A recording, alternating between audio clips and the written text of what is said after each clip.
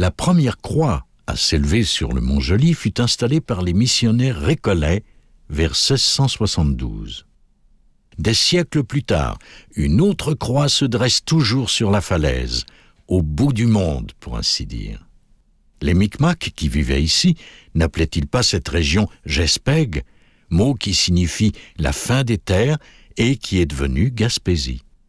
Pour ce qui est du nom de Percé, il fut donné au rocher vers la fin du XVIe siècle par de simples pêcheurs. À l'époque de la Nouvelle-France, Percé est un important poste de pêche saisonnier.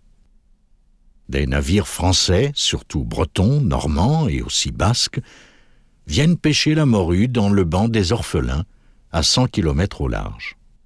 Les Normands ont leur préférence pour la morue verte, une grosse morue qui est salée à bord de leur grand voilier.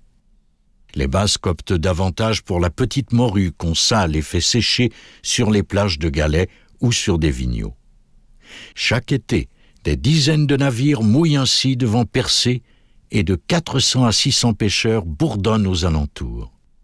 Ils s'affairent également à construire des chafauds et des habitations temporaires. Tout cela demande beaucoup de bois et c'est ainsi que disparaissent déjà les forêts qui couvraient le littoral. En 1690, des corsaires à la solde du gouverneur de New York attaquent, incendient, pillent Percé et les environs.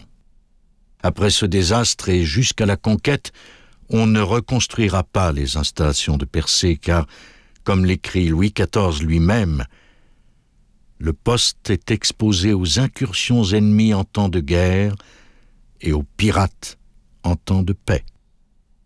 On devait sûrement demander à la Grande Croix de protéger Percé de tous ses malheurs.